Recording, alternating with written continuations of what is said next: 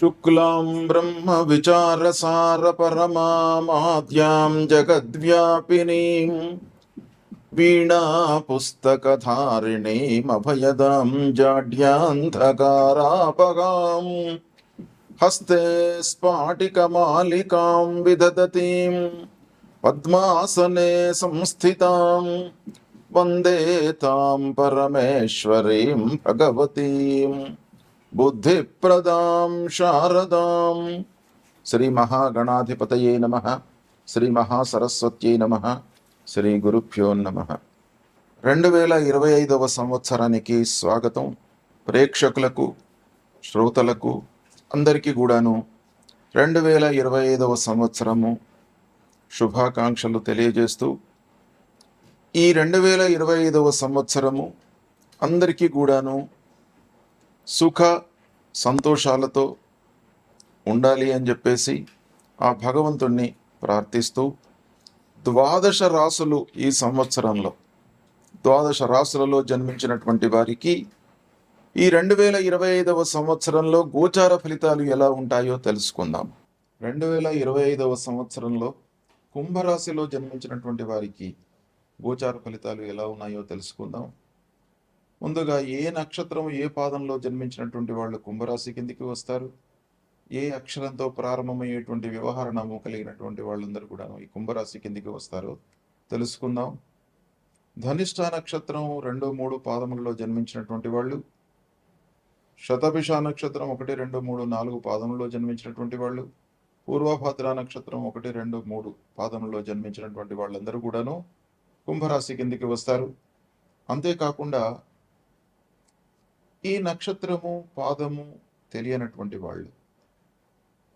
వాళ్లకు సమాజంలో పిలుస్తున్నటువంటి పేరు కూడాను ప్రధానంగా ఉంటుంది కాబట్టి ఆ వ్యవహార నామంలో ఉన్నటువంటి ప్రథమాక్షరాన్ని కూడాను దృష్టిలో పెట్టుకొని రాశి నిర్ధారణ చేసుకోవాలి అనేటువంటి విషయం కూడాను శాస్త్రంలో చెప్పబడి ఉంది. కాబట్టి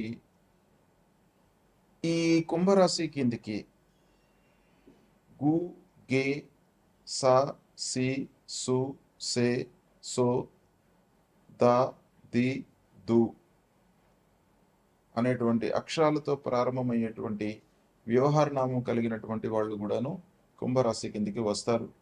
కనుక నక్షత్రము రాశి తెలియనటువంటి వాళ్ళు వాళ్ళ యొక్క పేరులో ఉన్నటువంటి ప్రథమాక్షరాన్ని దృష్టిలో పెట్టుకొని రాశి నిర్ధారణ చేసుకొని రాశి ఫలితాలను వినాలి, చూడాలి. అయితే రాశి ఫలితాలను జన్మ సమయానికి ఉన్నటువంటి గ్రహస్థితి, తదనుగుణంగా దశాంతర దశలు, యోగాలు వీటన్నిటిని కూడాను సమన్వయపరుచుకొని జాతకము ఫలితాలు చెప్పుకోవడము, చూయించుకోవడము చాలా ఉత్తమమైనటువంటి. కాబట్టి ఈ రాశి ఫలితాలతో పాటుగా పుట్టిన సమయాన్ని కూడాను క్రోడీకరించి మీరు ఫలితాలు చూసుకోవాలి. అయితే సంవత్సర ఫలితం పైన 2025వ సంవత్సరం మొత్తం ఈ సంవత్సరం పైన కూడాను ప్రభావాన్ని చూపించేటువంటి గ్రహాలు గురు, శని, రాహువు, కేతువులు. ఈ గ్రహాలు ఎక్కువ సమయం ఒక రాశిలో సంచరిస్తుంటారు కాబట్టి ఈ గ్రహాల యొక్క ప్రాధాన్యత బాగా ఉంటుంది. వీటి యొక్క అనుకూలత అనానుకూలతకు అనుగుణంగా వాళ్ళ యొక్క ఫలితాలు ఉంటుంటాయి. కాబట్టి ఈ సంవత్సరము గురు భగవానుడు రాశిత్రయ సంచారం చేస్తున్నాడు. అంటే 3 రాశులలో సంచరిస్తున్నాడు. వృషభ రాశి, మిథున రాశి, కర్కాటక రాశిలో సంచరిస్తున్నాడు. మళ్ళీ వక్రిస్తున్నాడు, వక్రించి మిథున రాశిలోకి వస్తున్నాడు, మళ్ళీ రుజుమార్గంలో కర్కాటక రాశిలోకి మళ్ళీ వెళుతున్నాడు. ఈ విధంగా 3 రాశులలో ఈ సంచారము జరుగుతుంది ఈ సంవత్సరము. ఇది చాలా అరుదుగా వచ్చేటువంటి అవకాశము. రాశిత్రయ సంచారము ఈ సంవత్సరం ఉంది. అయితే కుంభరాశి వారికి 14 మే వరకు గురు భగవానుడు 4వ స్థానంలో సంచరిస్తున్నాడు. ఈ 4వ స్థానము ప్రతికూలంగా ఉంటుంది. 4వ స్థానంలో గురు సంచరించడం మూలకంగా మనకు కొన్ని ఇబ్బందులు తప్పు. అర్ధాష్టమ స్థానం, అందున కుంభరాశి వారికి ధనాధిపతి అర్ధాష్టమ స్థానంలో సంచరించడం మూలకంగా రావాల్సినటువంటి డబ్బు సమయానికి రాకపోవడము, తద్వారా ముఖ్యమైనటువంటి పనులను మనము చేసేటువంటి స్థితిలో లేకపోవడము,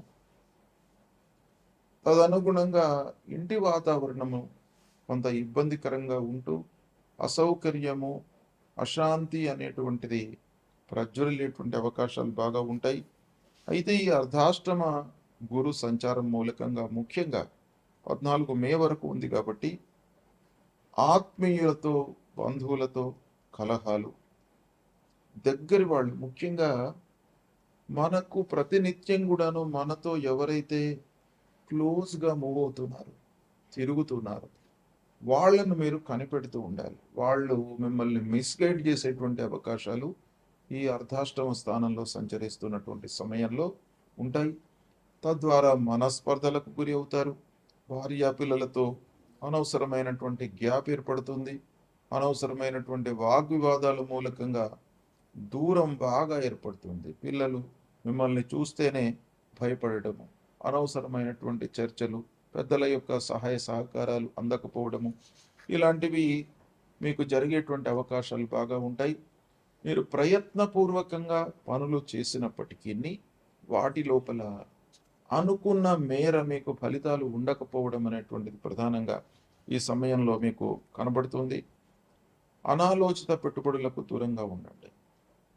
కొంత విచక్షణ జ్ఞానంతో పెట్టుబడులు పెట్టండి. లాభాలు ఎక్కువగా రాకపోయినప్పటికీ నష్టం రాకుండా మీరు చూసుకోవడం చాలా అవసరం. ఈ సమయం లోపల అనవసరమైనటువంటి విషయాలకు ప్రాధాన్యత ఇస్తూ ముఖ్యమైనటువంటి పనులను మీరు ఓవర్లుక్ చేసేటువంటి అవకాశాలు బాగా ఉన్నాయి. కాబట్టి మీరు కొంత జాగ్రత్తగా ఏది ప్రధానమైనటువంటి అంశం, ఏది అప్రధానమైనటువంటి అంశం, వీటిని సార్ట్అవుట్ చేసుకొని మీరు ముందుకు వెళ్ళినట్టయితే మీకు సత్ఫలితాలు కలుగుతాయి. ఇక మానసిక ఇబ్బందులు ప్రధానంగా ఈ చతుర్థం మనసుకు సంబంధించినటువంటి స్థానం, మాతృస్థానం. కాబట్టి ఈ సమయంలో బృహస్పతి సంచరిస్తున్నటువంటి కాలం లోపల మీకు మానసిక శారీరక ఇబ్బందులు తలెత్తే అవకాశాలు ఉంటాయి. కాబట్టి కొంత జాగ్రత్తలు తీసుకోండి. వ్యాపారస్తులకు క్రయ విక్రయములు బాగానే జరుగుతున్నప్పటికీ ఏదో కారణంతో మనకు నష్టం వాటిల్లే అవకాశాలు బాగా ఉన్నాయి. అంటే మీకు వ్యాపారం జరుగుతుంది, క్రయ విక్రయాలు బాగానే ఉంటాయి, కానీ అనుకున్న మేర లాభాలు ఉండవు.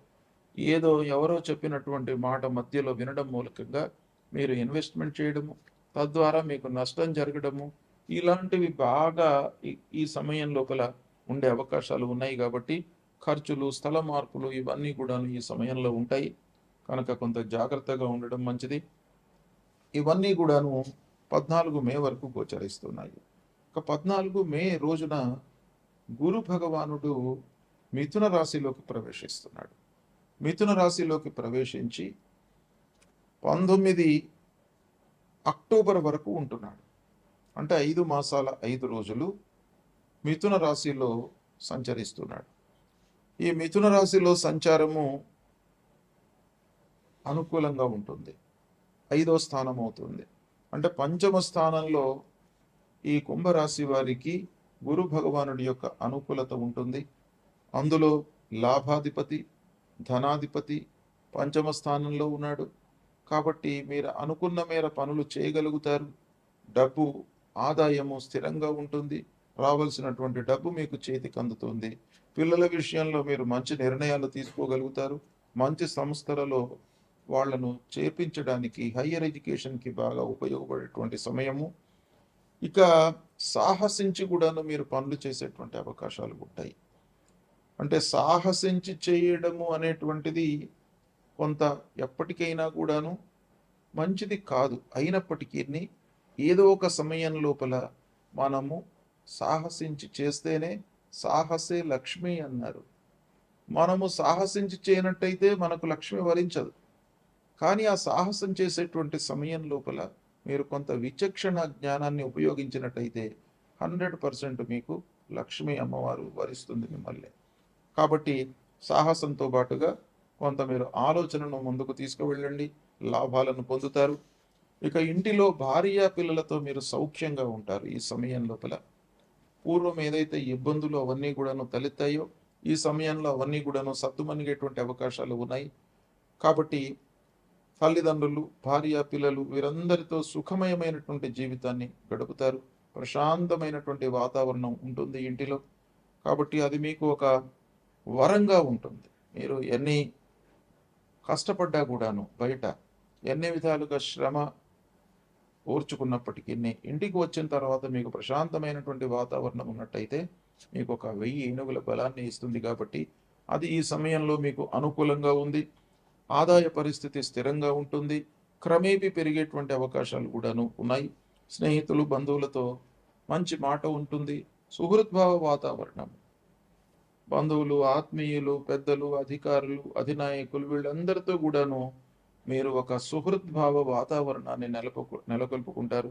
ఇది చాలా మీకు కలిసి వచ్చేటువంటి అంశం. అందరితో మీకు సహాయ సహకారాలు అందుతాయి. ఈ విధంగా పంచమ స్థానం మీకు బాగా కలిసి వస్తుంది. ఇది మధ్యన మే 14 నుండి 19 అక్టోబర్ వరకు ఉంటుంది. ఇది చాలా మీకు అనుకూలమైనటువంటి సమయము. ఇక 19 అక్టోబర్ నుండి 5 డిసెంబర్ వరకు కర్కాటక రాశిలో సంచరిస్తున్నాడు.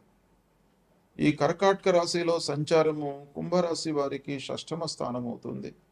షష్టమ స్థానం మళ్ళీ మీకు కొన్ని ఇబ్బందులు తప్పు, దగ్గర వారితో మనస్పర్ధలు, కొట్లాటలు, అనారోగ్య సమస్యలు, వర్క్ లోడ్ పెరగడము, ఆఫీసులో తోటి ఉద్యోగులతో మనస్పర్ధలు, వైషమ్యాలు, అధికారులతో ఇబ్బందులు, విమర్శలకు, నిందలకు గురి కావడము, ఇలాంటివన్నీ కూడాను ఈ సమయం లోపల, ఎప్పుడు షష్టమ స్థానంలో సంచరిస్తున్నటువంటి సమయం లోపల, అంటే కర్కాటక రాశిలో సంచరిస్తున్నటువంటి సమయంలో మీకు కొన్ని ఇబ్బందులు ఉన్నాయి. అది అక్టోబర్ 19 నుంచి డిసెంబర్ 5 వరకు కనబడుతుంది. మళ్ళీ డిసెంబర్ 5న వక్రించి మిథున రాశిలోకి ప్రవేశిస్తున్నాడు. అక్కడి నుండి 1 జూన్ 2026 వరకు కూడాను వక్రించి మిథున రాశిలో ఉంటున్నాడు. మిథున రాశి సంచారం మీకు బాగా అనుకూలమవుతుంది. కాబట్టి ఓవరాల్గా మీకు గురువు 5వ స్థానంలో ఎక్కువ రోజులు ఉంటున్నాడు. కాబట్టి ఈ సంవత్సరం గురు భగవానుడి యొక్క అనుకూలత మీకు ఓవరాల్గా ఉంది. ఇక శనైశ్వరుడు ఈ కుంభరాశి వారికి 29 మార్చి వరకు జన్మస్థానంలో ఉన్నాడు. 29 మార్చి తర్వాత ద్వితీయ స్థానంలోకి వస్తున్నాడు. అంటే ఏల్నాటి శని. ఈ ఏల్నాటి శని 5 సంవత్సరాలు పూర్తి అవుతుంది 29 మార్చి వరకు. ఇంకా 2.5 సంవత్సరాలు మిగిలి ఉంటుంది. అది 2వ స్థానంలో కుంభరాశి వారికి ఏల్నాటి శని చివరి సైకిల్ లోపల 2.5 సంవత్సరాలు ఉంటున్నాడు. 29 మార్చి తర్వాత కూడాను శని ప్రభావం మీ పైన బాగా ఉంటుంది. ఓవరాల్గా కుంభరాశి వారికి చూసినట్టయితే శని ప్రతికూలంగా ఉన్నాడు. శని ముఖ్యంగా కుంభరాశి వారికి రాశ్యాధిపతి కనుక అంత ప్రతికూలమైనటువంటి ప్రభావాన్ని చూయించకపోయినప్పటికీ ఏల్నాటి శని కాబట్టి మీకు ఆలస్యము, రావాల్సినటువంటి డబ్బులు రాకపోవడము, పని లోపల వృధా శ్రమ, వృధా ప్రయాస, వృధా ప్రయాణాలు, ఇలాంటివి అన్నీ కూడాను శని మూలకంగా జరిగేటువంటి అవకాశాలు బాగా ఉన్నాయి. ఇక 18 మే వరకు రాహువు 2వ స్థానంలో, కేతువు 8వ స్థానంలో సంచరిస్తున్నాడు. 18 మే తర్వాత రాహువు జన్మస్థానంలోకి వస్తాడు, కేతువు 7వ స్థానంలోకి వస్తాడు. ఓవరాల్గా ఈ సంవత్సరం మొత్తం 2025 సంవత్సరం మొత్తం కూడాను రాహు కేతువులు ఈ కుంభరాశి వారికి ప్రతికూలంగా ఉన్నారు. రాహు కేతువుల మూలకంగా కూడాను మనకు కొన్ని ఇబ్బందులు తలెత్తేటువంటి అవకాశాలు ఉంటాయి. ముఖ్యంగా ఆలోచన, మనస్సు పైన ప్రభావాన్ని చూపిస్తాడు. అనవసరమైనటువంటి ఆలోచనల మూలకంగా భయాందోళనలకు గురి అయ్యేటువంటి అవకాశం ఉంటుంది. కాబట్టి కొంత జాగ్రత్తలు తీసుకోండి. ప్రయాణం చేసేటప్పుడు కూడాను జాగ్రత్తలు తీసుకోండి. ఎక్కువ శ్రమించి చేయడం మూలకంగా అనారోగ్య సమస్యలు మీకు తలెత్తేటువంటి అవకాశాలు ఈ రాహుకేతువుల మూలకంగా ఉంటాయి. కాబట్టి ఓవరాల్గా మనము చూసినట్టయితే కుంభరాశి వారికి 5వ స్థానంలో గురువు మట్టుకు బాగా ఉన్నాడు. ఇది 19 అక్టోబర్ 14 మే నుండి 19 అక్టోబర్ వరకు ఉంటున్నాడు.